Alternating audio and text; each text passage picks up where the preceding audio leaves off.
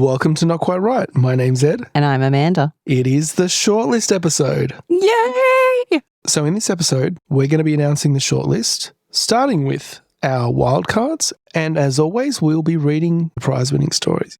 Now, we mentioned in the last episode, the long list announcement, that there is in fact one wildcard that didn't make the long list. So that's exciting. So there is one author here whose name didn't get read out last episode as part of the long list. How do we do this? I feel it's like, are we just like no foreplay? Like what? We're just going to go in. We're going to, what's the word? What is it? Is it raw dog? Yeah, raw dog. We're going to raw dog this. No, no. All right, we're going to skip the ado this time around because we've been recording for 5 hours already. Yep. So we're just going to hit it and quit it. All right, let's start off with our wildcards. As always, there's two. So I'm very pleased to announce our very first wildcard winner, and this is the story that didn't make the long list, but nevertheless, we felt it deserved a nod, and that is Democracy Manifest by Eunice Armitage. Now, if you listen to the long list announcement, you will know that we mentioned this story multiple times. We sure did. And there was this serendipitous moment over Twitter where I had just commented a reference to this particular meme, I guess you'd call it. And then like a couple of stories later, I'm reading Democracy Manifest by Eunice. And unfortunately, we have just found out in recent days as recording this episode that Jack Carlson, in fact, the man featured in that extract, passed away at 82 years of age. And I guess altogether, I don't know, this kind of being on the same wavelength, this kind of creative melting pot that we're all in. We just wanted to acknowledge that. And it was a fun story. It was a fun story, and it was one that was impossible not to read, hearing Jack Carlson's voice. And rest in peace, Jack Carlson. We hope that you're eating a succulent Chinese meal in a better place. Absolutely. And congratulations also to Eunice Armitage for her story.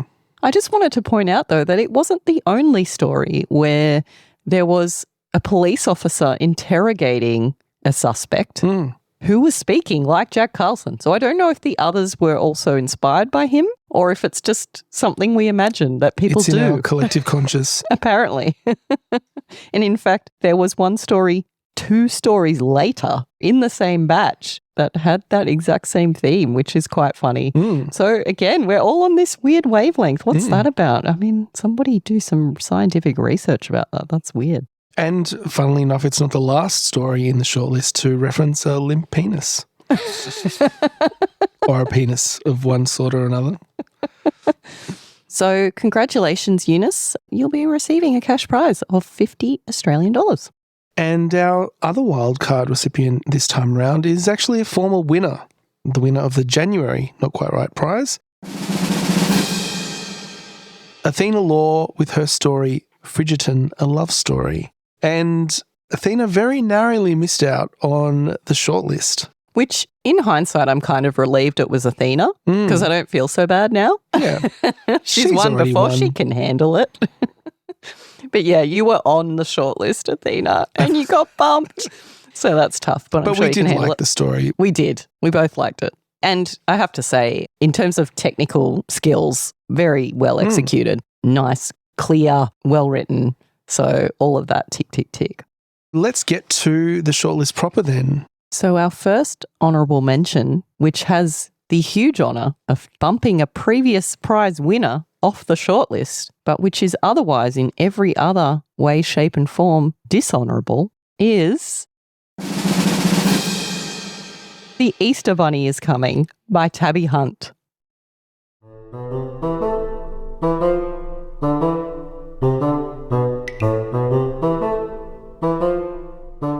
Oh, shit. I've eaten Easter. It's midnight. The shops are closed and my kids are expecting chocolatey enchantments in approximately 6 hours.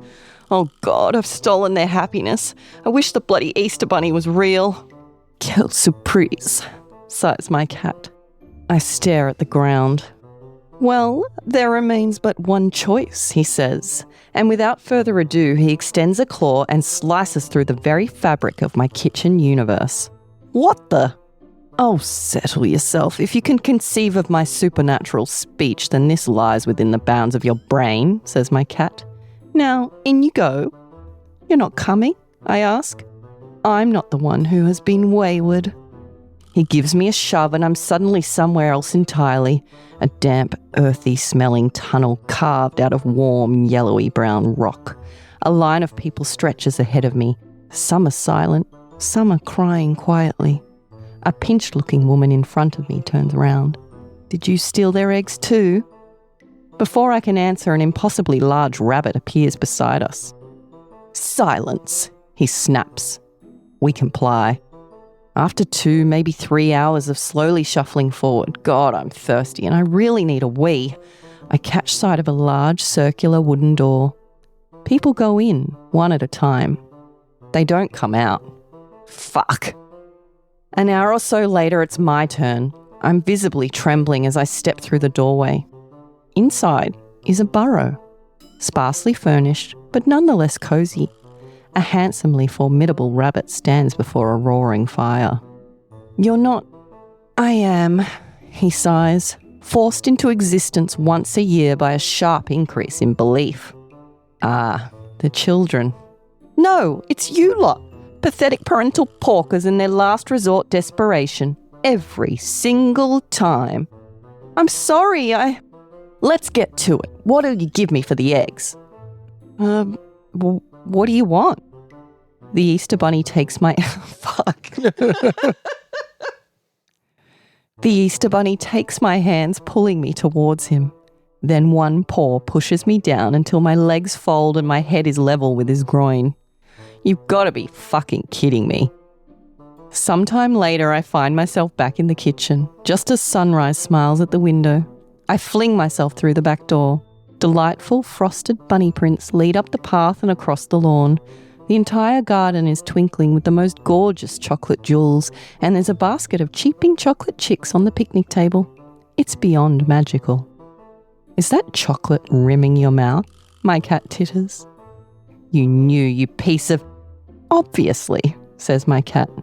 But on the off chance that you deign not to swallow your, pride, I procured replacements weeks ago. He waves a plastic bag bulging with eggs. You set me up! Why? You'll recall the occasion you placed a cucumber at my rear because TikTok decreed that I would believe it was a serpent, and your unwarranted cackling when I screamed. Well, you may now consider us even. Bunny blower.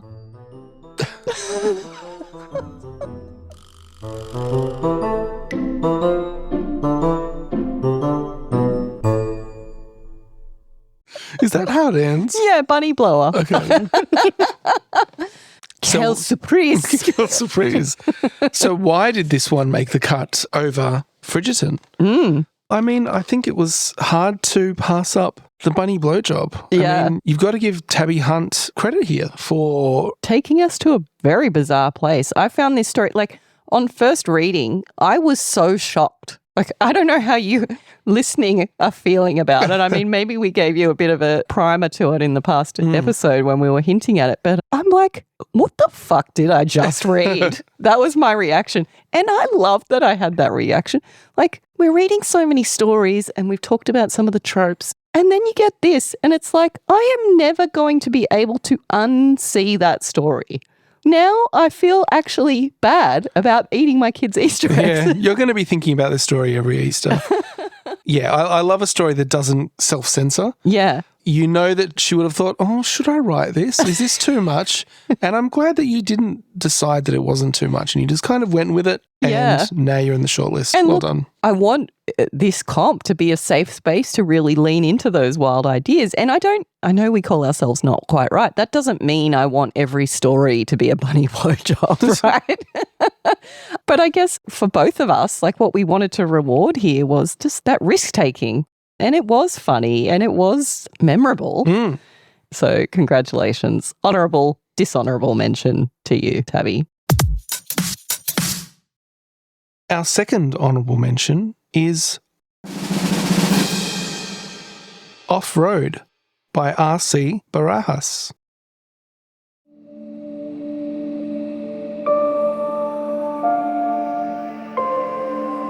How the birds got into the trailer, Dre couldn't imagine. For the last 20 miles, He'd heard their rancorous caws from his place behind the wheel. Was it a murder of crows he was hauling across the desert? A murmuration of starlings? A deceit of lapwings? An unkindness of ravens? One moment his jeep was pulling an airstream containing all his earthly possessions, swaying and veering as trailers do. The next, the trailer had lightened, levitating as hundreds of wings beat inside it, giving lift where there had been only drag. The ferocity of the beating wings came into a steady rhythm like so many oars stroking a Viking ship across the sapphire depths of a roiling sea. 2 sharp raps on his passenger window. Something was gripping the door handle.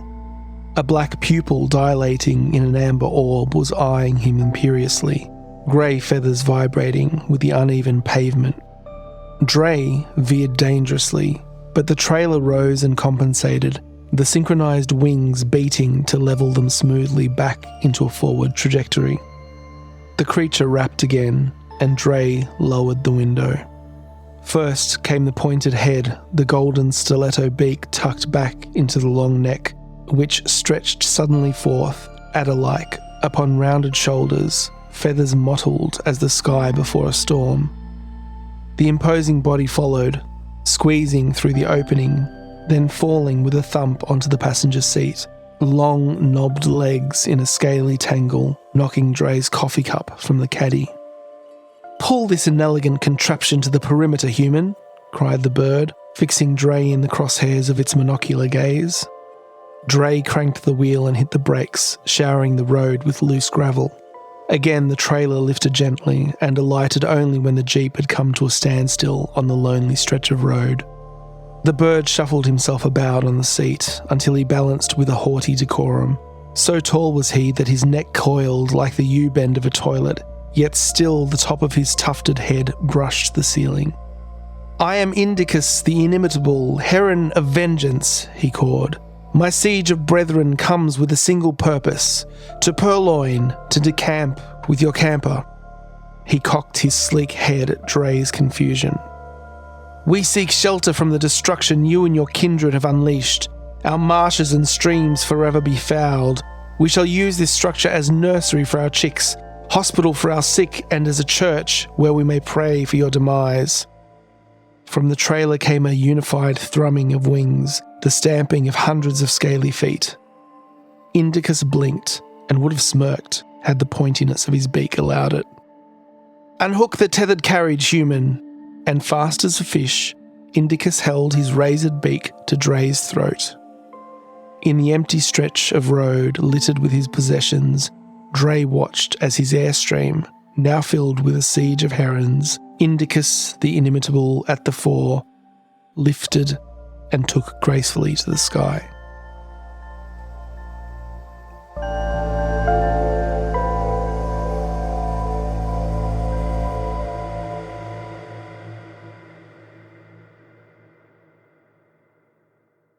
There was quite a bit of purple prose in this story, and I guess kind of a mood and a vibe that was evoked in that purple prose. And I thought it was well written.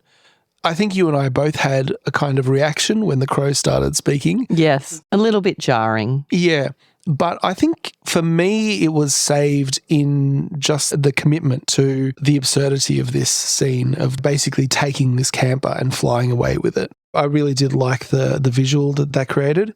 And I got the feeling with this that it was started with the idea of a siege of herons. Yes. And just taking that idea and running with it. What would a siege of herons look like? It would look like this. And this was a story that leaned heavily into the action prompt of stealing something in a completely unique and creative way. Yeah, I think taking that, and maybe that resulted from a Google. You know, you start going down that rabbit hole thinking about the words and forming that mind map, whether you physically draw out a mind map or maybe you're just developing one in your own mind, but where you're going down these little avenues and finding where it takes you. And I love that. And I think this is probably a great tip for people who are new to the world of writing comps don't just go with your first idea. Start to go those extra steps on that mind map. Okay, so we've got some other words apart from stealing. What's a type of stealing? Siege. Okay, you could have a siege, but what else could we have? Where else will that word take us? And going on that little journey, I guess, past your first few ideas into something a little bit fresh. But yeah, I mean, I did have a reaction to the talking bird. It did feel jarring that far into the story without any sort of precursor. Like, obviously, we knew something obscure was already happening. Yeah. And I did appreciate that once the talking birds were introduced, it didn't go in a kind of a tropey, stereotypical, cliche direction. It was surprising. Like, the ending was surprising. The birds stole the camper, and that's not a trope. That's not a story that you see come up. So well done. Yeah, and I mean, it's not lost on me that it was an Airstream. It could have been any type of camper, but it was an Airstream. So congratulations, RC Barajas. Congratulations, that's very exciting. And your cash prize will be coming to you. In fourth place, and the winner of $100 is Penville Park by George Favell. Penville twists like a pretzel. Its roads found new ways to bend after the arrival in the park. Now the whole town folds in on itself like some massive origami middle finger to Einstein. Our street was longer today. Uphill too. Mel had stormed halfway down it before I reached her, panting. "Please, wait a sec." "No." Arsehole. Despite herself, Mel stopped next to the Reuters fencing, kicking a rock disdainfully into divinity. Black ink wrapped every picket, shiny in the afternoon sun. Its sentences strangled the white paint as the chalk beneath our feet did the pavement, as orange paint did each tree in town, as Dad's messy pen did the dining room table beneath Mel's yellow cover cloth. If you want to know what's in the park, you'd only need to read. "Where are you going?" "I want to know what's in the park." God, it was tempting to call her illiterate, but she already seemed so on edge. "Ask literally anyone." "That wouldn't help, Nate." She stomped on chalky salvation. "Then ask Dad." I was stupid to remind her why she was mad. Mel started walking with renewed vigour. "He'll just say the same empty shit he always does." "Mel, please. It's almost dinner. Who knows how long you'll be gone?" My racing heart stopped at the thought. Mr. Grant had disappeared for almost a year. "Haven't you read My Time Stolen?" He'd written a book about it. She scoffed. "I could barely finish a page." It was dreadfully boring. I paused atop a painted fool. The park was close today. We'd already reached its entrance. Mel didn't wait before charging in. "She'll be fine alone. She'll be fine." I ran after her. Not a surface was clean from writing. No concrete visible beneath layers of words. No tree unetched. Wood chips were dragged into paragraphs. I stomped through blinded, reify, and apotheosis. A crowd surrounded the swing set, unmoving, unspeaking, unblinking, staring solely towards its centre. The only sound came from the rhythmic creaking of a rusty chain and Mel's shallow sobs. She repeatedly mouthed an inaudible something, terrified gaze fixed into the crowd. A galaxy contained within transcendent skin danced with gravity atop the lonesome swing. Dawn broke atop its avatar. Stars whispered across its countenance. Nebulae formed, died, and burst within consecrated. I didn't realise that Mel had grabbed my hand until she started sprinting away, dragging me with her. "What did you see?" Her voice was raw and urgent. "A galaxy contained within transcendent..." "No, tell me what you saw." "A galaxy contained..." "Please, Nate." Her voice cracked. "Please, what was it?" "Mel, I'm telling you, a galaxy..." "One word, Nate. It's one fucking word." She was screaming, fear-stricken face wet with fresh tears. She started mouthing that inaudible something again, over and over, louder and louder in its silence. I shook my head, confused, and she crumpled to the pavement. Tears and snot and spit, washing her bliss away.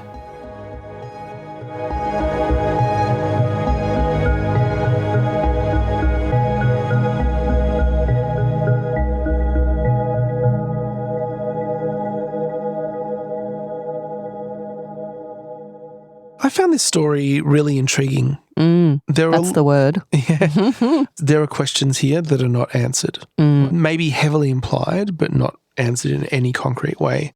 What happened in Penville Park is up to interpretation. I mean, there are clues, the shifting geography in the early paragraphs, like the town folding in on itself. You know, it's like a black hole, right? Like sucking it in almost. I was picturing Inception, you know, that scene where the city bends over onto itself. Our street was longer today and uphill too. Like, things are moving around.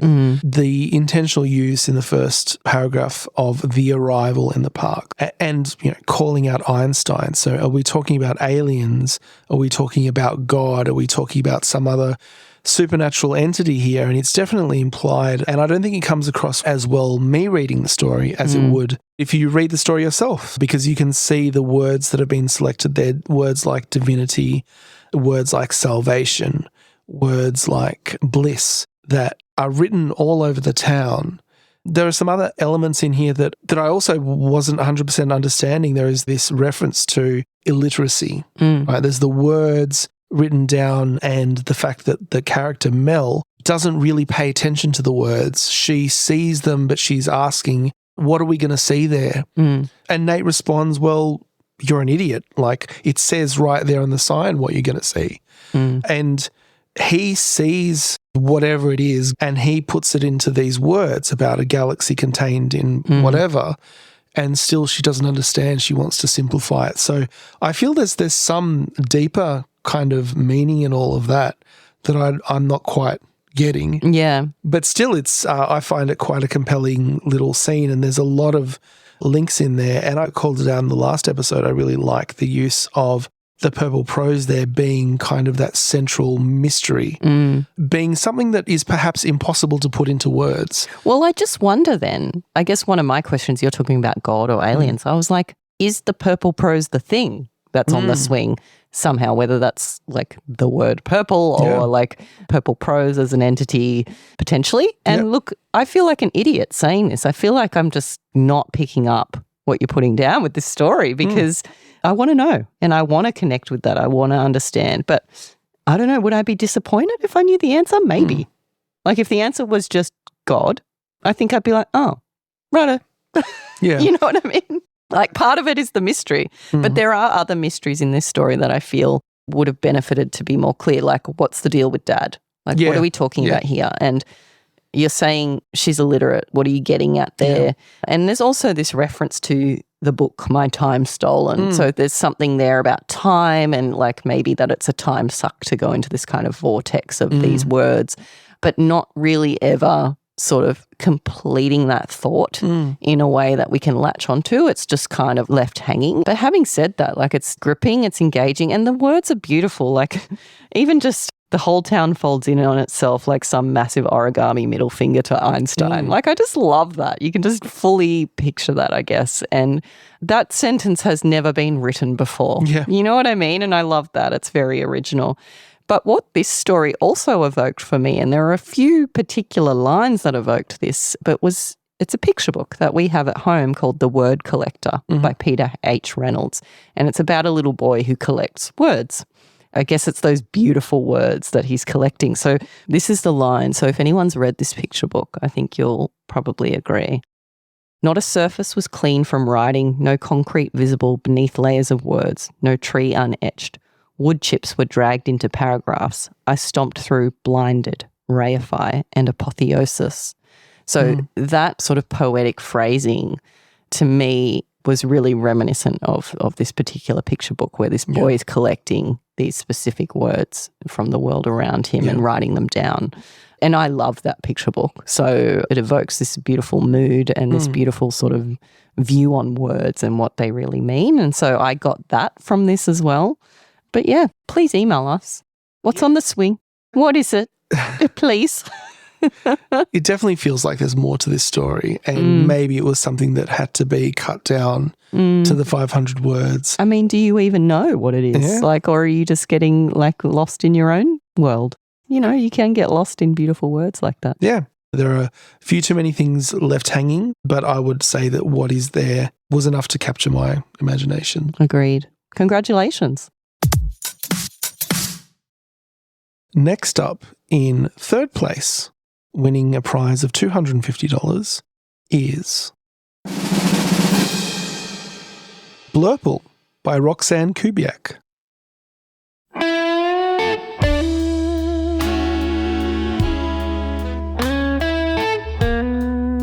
My purple prince, my passion bringer, a towering fortress, the great pretender. I've watched you grow over many nights as we've observed the liquid, glossy sun melt into the horizon and seen the moon dawn on us. I've held you tightly. You're so beautiful to me. Please, darling, don't let anyone tell you otherwise. I know you don't always see it, but I hope to be the mirror held up to you. And when I do that, I see you twofold and oh my God, I'm overcome by your handsomeness, your poise, your strength. You're a beacon of hope that pulls me through the dark times. I wish I had the strength that you do.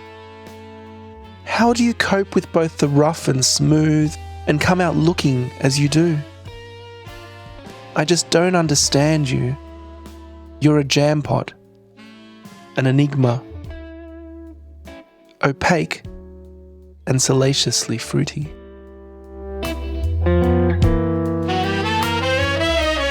When we're out together, I find myself stealing looks at you. In the bathroom, behind a blue door, and I know that makes me uncouth. I'm sorry, but with you, I just can't help myself. I feel you reach depths I simply cannot. I look at you with pride and I understand you're part of me, and that pride should reflect back at me. But in comparison, I'm awkward and unstable. My shoulders are stooped, slack and loose, and my chin looks weak, especially when I take photos from below. The shadows fall so heavily on my face, and shame pulls it out of the frame entirely. My chest, it's just nothing to shout about.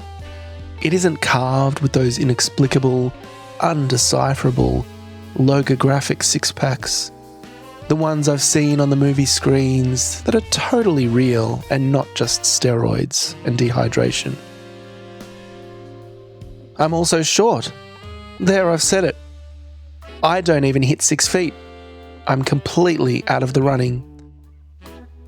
But you surpass 7, I'm sure. I don't even need to measure you. I just need to look at you to know you're my best hope. I took a photo of us together and, well, honestly, it's all about you. I just pressed myself into the corner because being with you will make me look better. I hope you don't mind that I sent it to her. I need her to see what I see in you. If she replies, "Ew, a dick pic," King, I'll know she's not right for us.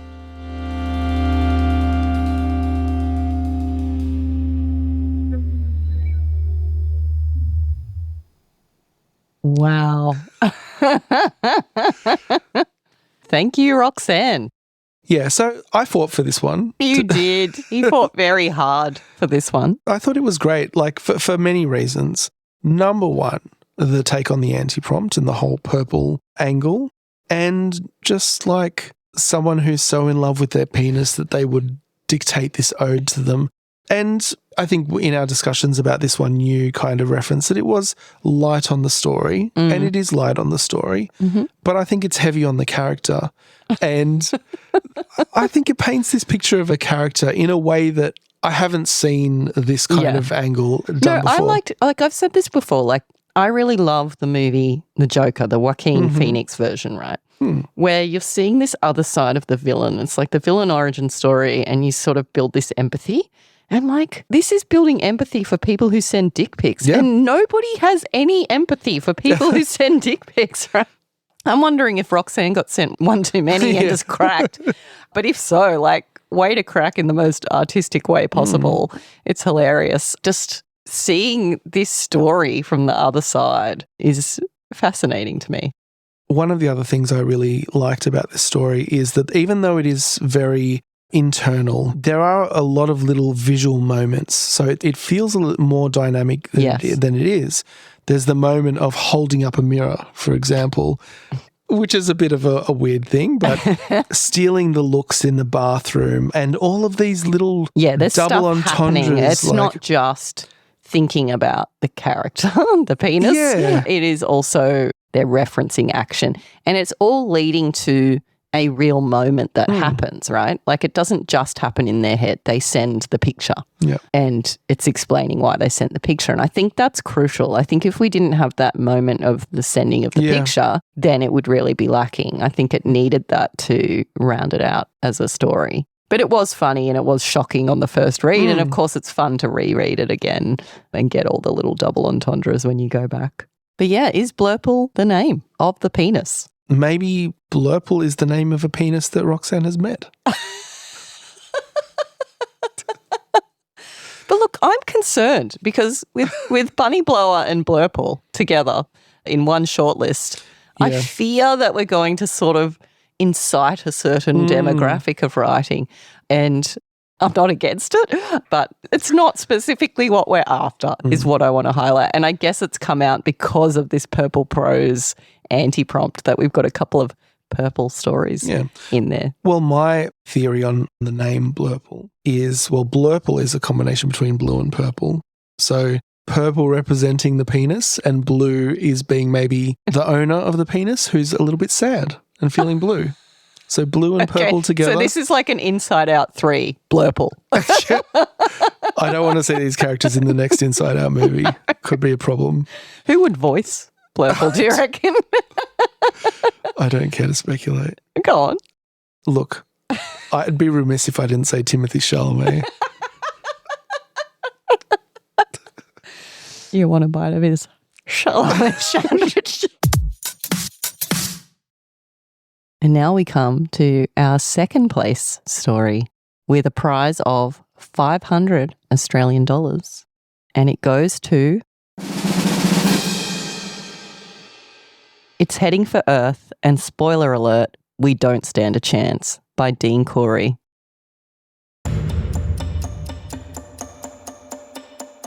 Professor Michelle Rousseau burst through the double doors of the government compound, a tangled mess of sweaty bangs, charts, laptops and dangling cables. "I'm here to see General Brewster of the Planetary Defence Office," she announced to the front desk clerk, her Jenga tower of items swaying precariously. "He's expecting me." Rousseau, head astronomer at Murdoch Observatory, had been overseeing a routine scan of the night sky when she detected the rapidly approaching projectile. Now, fueled by cold hard data and lukewarm coffee, she was here to brief the brass. In the Situation Room, she spotted General Brewster immediately. A burly block of a man, he was as wide as he was tall. He occupied the far end of the table, flanked by an entourage of uniform-clad colleagues. Behind him, an enormous map of the world did its oscillating lines and digital clocks thing. After quick introductions, it was down to business. "Tell us what we're dealing with," Brewster said. Rousseau took a moment to check her charts and distribute the folders. She hadn't seen this much paperwork since her divorce. "Take one, pass it on." "Thank you, General. At approximately 0450 this morning, my team detected a fast-moving giant metaphor heading directly for Earth." A murmur broke out across the room, manila folders flopping open in unison. Brewster eyed her amid the chaos. "Did I hear correctly?" he asked. "Did you say a giant metaphor?" "That's right, sir. We've never seen anything like it. Closest was the alliteration shower of '04 that famously flattened a frozen forest full of 50-foot firs in Finland." Russo continued. "However, this metaphor is different. Its hyperbolic trajectory alone makes it bigger than anything else by a factor of infinity plus 1. The room fell silent. Finally, Brewster spoke. "Tell us straight, Professor. How many lives are we talking?" Russo consulted her notes. "With this size metaphor, we're predicting a torrent of ubiquitous pandemonium, spreading akimbo, utilising a meandering miasma of maladies to serendipitously steal humanity's zeal, undeniably hastened and chastened by the certitude of our own requiem." The entourage exchanged glances. Russo sensed their uncertainty. I personally checked this data twice," she reassured them. Hands steepled, Brewster spun to take in the world map. "And where is this giant metaphor expected to hit?" he asked. "Based on its current course," Russo began, "destinations are but rusty map pins of the soul, akin to a paradoxical fool's errand in myriad emplacements amidst the loftiest latitudes of equanimity." "We have no contingency for that," Brewster roared, his fist firmly meeting tabletop. The room flinched. "I'm recommending we initiate Code Purple," he said at last. "Professor, how long until impact?" Russo punched some calculations into her laptop. "Well, time is an ethereal gossamer thread, quintessentially measuring a plethora of perfumed petrichor memories, effortlessly promulgating the ennui of a billion blazing Julys in the blink of an epoch's existence." She looked up from the data. The room stared blankly back. "Basically, we're fucked," she said. So well done, Dean. This is Dean's second shortlist. Yeah, and he stepped it up a couple of notches. Well done. I mean, words escape me at this point, mainly because I've just read a whole shitload of them and I've got nothing left to say. I mean, thank you. That was a challenge to read. I had to do my red leather, yellow leather practice before I got started on that one. But yeah. Yeah, and it was a great concept and well executed. I like the idea of a giant metaphor headed for planet Earth. That was a great little twist.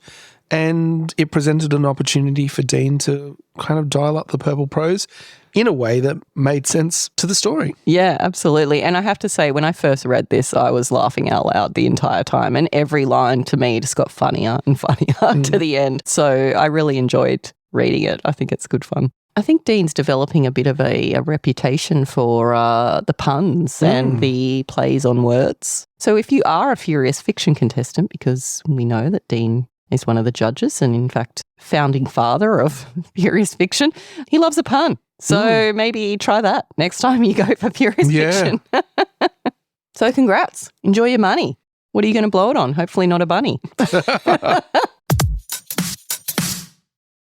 And now, finally, the winner of the July 2024 Not Quite Right Prize for Flash Fiction is...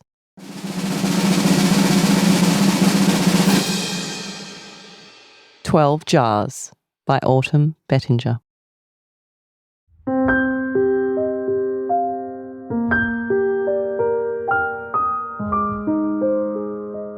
There was always a soft beat, a gentle stirring. Lena opened pale eyes, long limbs curling under a mound of quilts. Rain patted her window, and through the cracks crystallising along the glass's edge, she could smell her garden. Thyme and rosemary, mint and mullein, all rose to twist along the droplets that splashed and shattered among the overgrown greenery. As the beat grew louder, Lena unburied herself from her warmth. On the kitchen table, illuminated in the watery light of morning, sat 11 jars, in each one living heart. Some palpated feebly, others pumped an anemic half-cadence. "Shh, sweets," she purred to the hearts as they thudump, thudump, thudumped hello. Nibbling toast, her eyes trailed towards a counter where one jar remained. No more pulling hearts from the near dead, the ones that couldn't fight back, the ones that smiled with relief as she cut those barely beating organs free. Today she would hunt closer to home. Lena pushed the cafe's door open with a shiver of bells as the pretty little barista behind the counter waved. "Lena, look!" Sarah thrust out her hand. An engagement ring gleamed, modest and delicate. The emptiness in Lena ached. She moaned softly. "Are you all right?" Sarah asked, thin eyebrows crinkling with concern. Lena waved her away. "It's so gorgeous it hurts." She smiled, ignoring the density of loneliness that fell like gravity inside her, and ordered a latte. "You know, I grow the most perfect blush pink peonies," Lena began. "I actually have some cut stems in the car if you want to see. I'm happy to donate flowers for the wedding." "You do that?" Sarah gasped, clutching her chest. Lena hungrily followed her hand. "This coffee is on me then. Meet you out back in 10?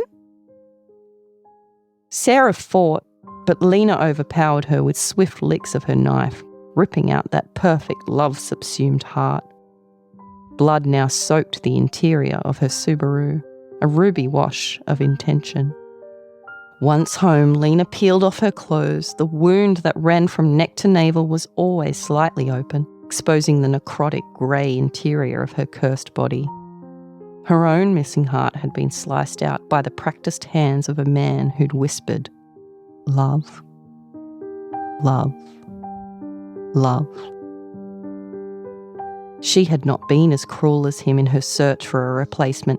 She wouldn't keep them alive like he'd kept her, like men had kept women for centuries, shells left to rot. 11 hearts pushing against their mason jars, all failed attempts that only lasted so long, beat hopefully as she took the latest, ineffectual heart from the grotesque cavity. It sputtered softly as she stroked it, beating a wheezing sonnet as it slid into jar 12. Sarah's vascular offering squished in Lena's hand. Viscous, pulsating. She pushed the cardiac promise inside her. A flush crept upwards as blood began to recirculate. Stitching the wound closed, Lena smiled at her collection. "Would you like to join? Your body's in the garden," she whispered.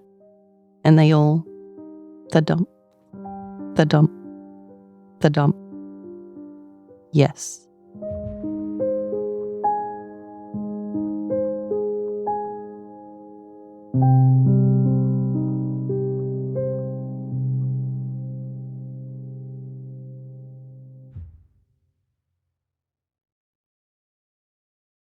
So in our long list episode, we talked about some common tropes. And this actually uses a couple of them. Right? Yeah. So we've got the surprise murderer trope, and we also have the bodies buried in the garden at the end. Although very different take on the bodies buried in the garden. But nevertheless, they always end up in the garden. You're going to get caught, Lena. We're on to you. The police are on their way. But as we can see, you can handle a trope very elegantly and win a competition with it. So congratulations. I think this is a huge achievement to stand out from what is a really strong pack this round. And we did both agree very easily that you should be the winner. And I'm sure many others who may have read your story in the forum or who maybe you shared your story with would agree. So huge congratulations. 1,000 Aussie dollars will be on its way to you very soon. And we hope you enjoy spending it on something just for you. We also hope that you let out your murderous urges in your writing and that you aren't going to go and steal anybody's heart for real. And there were a few stories this round that did have a literal heart stealing, stealing of the heart, but this was the best. And what I think made this story stand out in particular was the fact that the entire story was strong. You know, the whole way through we had more. Every sort of sentence was giving us something more to go on. There was nothing wasted here. And we had character development, and we certainly had a sense of why our main character here was doing what she was doing. And that's really powerful. Yeah. And this was an interesting one for me with respect to the anti-prompt, because the purple prose was pretty strong all the way through. But I felt it was appropriate here, and it did create that atmosphere and all of the flowery language and the references to love and flowers and things like that. It all really did paint the picture of this character and her sinister motives in a disturbing way. And what was a nice little trick here that authors often use too was some of that repetition. So we had the onomatopoeia there of the beating hearts, the thudump, thudump, which was nice to read even on the page because you just got the sound in your mind. But also when she's talking about the past lover who wronged her and stole her heart, basically, and his whisper, love, love, love. Like, it does emphasize a point, and it is kind of poetic in its own way as well. And I think that can be, when it's used well, can be really powerful. The power of threes is strong. So I will be getting in contact with all of our prize winners to get your bank details and so on to transfer the money to you. I sort of delay on that a little bit because I don't know when everyone's listening, so I don't want to burst the bubble by letting you know too soon, but please do feel free to email us as soon as you find out the news. And also, Autumn, I'm going to need your address because I need to send you a big, murderous, sharp, pointy trophy. So, Autumn, like, if you need to go get that tattoo of your winner badge, that will be up on the website now too. So congratulations, Autumn, on your win, and congratulations to our whole shortlist and everyone who entered. I hope that you feel like being a part of this is in itself a thrill. I know not everyone's going to make the shortlist, not everyone's going to make the long list, and I know that that can be deeply disappointing, especially if you loved your story. But I also feel like when we're all in it together and we're all part of this like community of creativity, that in itself is worth something. And I think learning together as we do as well, and that includes us, because every time we run this competition, we learn so much. We get like the cheat codes for everything because we're reading all the stories. But it's just such a nice experience and so invigorating as a creative, I think, to be part of. And for those of you who are new to it, new to Flash, new to writing, or just new to comps, I hope you have enjoyed your experience and I hope you come back. We'd love for you to join us again in October. So the dates for October are the 18th to the 20th of October, and that's Aussie time, so midday on the 18th to midnight on the 20th. And yeah, another anti-prompt coming your way to challenge and infuriate you, and another batch of stories to get excited about.